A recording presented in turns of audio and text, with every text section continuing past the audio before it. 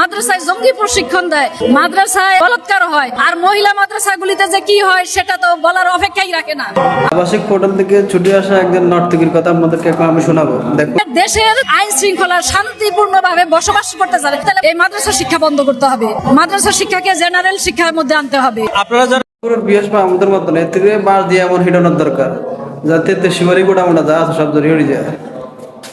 আমরা কোরআনের অনুযায়ী চলি। আমরা আল্লাহ বলছে যে কোরআন স্বয়ংসম্পূর্ণ, কোরআন স্বয়ংসম্পূর্ণ। কোরআন বুঝতে অন্য কিছু লাগে না, হাদিস লাগে না। হাদিস বানাইছে উমাইয়া এবং আব্বাসীয়রা।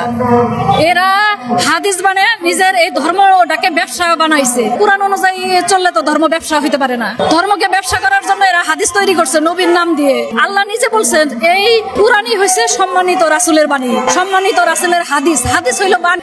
হাদিস আরবি শব্দ, এটার শব্দের অর্থ বাণী। কোরআন ছাড়া তো অন্য কিছু দরকার নাই। এই হাদিস তো সম্পূর্ণ ভুয়া। 5 আগস্ট এদিকে কইতে আছে কি হাদিস টাদিস কিছু না, নাউযুবিল্লাহি মিন যালিক।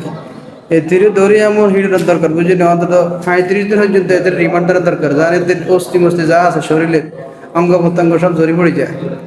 মানুষ এখন কিন্তু বর্তমানে অলিয়াউলের পক্ষে মানুষ বেশি হচ্ছে, কারণ অলিয়াউলের সুফিবাদ আপনার কোনো হিংসাত্মক মানুষকে আঘাত করার কথা বলে না। সুফিবাদরা আপনাকে নিজেকে চেনার কথা বলে, সুফিবাদরা আপনাকে মানবিক হওয়ার কথা বলে।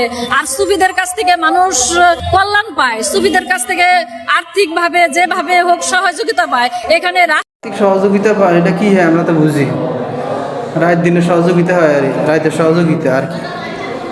আপনারা গাঁজা সেবন করেন, এগুলান কেন করেন? এগুলি সম্পূর্ণ ভুল কথা। এগুলো হলে গাঁজা খান বইল কিছু বুঝি না, এগুলো গাঁজা ডেইলি খায়, কেজি কেজি গাঁজা খায়। আমরা কোরআনের অনুযায়ী চলি। আমরা আল্লাহ কোরআনের অনুযায়ী চলে তো এতে স্যার বেটাকে ভিতরে কি ঘষাঘষি করতে আসছে? এতে বেলে কোরআনের আইন অনুযায়ী চলে। এতে কি বেটাকে ভিতরে ঠেলাঠেলি ধাক্কা ধাক্কা শুরু করে দিচ্ছে, এটা বেলে কোরআনের আইন। ওয়ালাইকুম রহমতুল্লাহ। সম্মানিত দর্শক, আজকে যদি এদেশে সত্যিকার ইসলাম থাকতো, যদি ইসলামী আইন থাকতো, তাহলে এই মহিলা যে কথাগুলো বলছে এরা একবার না বারবার এর ফাঁসি দেওয়ার দরকার ছিল। এরে মানে এত শাস্তি দেওয়ার দরকার ছিল যাতে তার এই জীবনে তার পঙ্গুত্ব করে দেওয়া দরকার। ইসলাম অবমাননাকারী এই সমস্ত নর্তকী, আবাসিক হোটেল থেকে ছুটে আসা এইসব মহিলারা আছে এদেশে প্রকৃত কিছু হিসাব আছে, কিন্তু এরা যে যাদের ভক্ত, এরা আস্থা মানে এরা নিজেরা বন্ড, এরা যাদের ভক্ত এরাও বন্ড, সব বন্ডের পার্টি।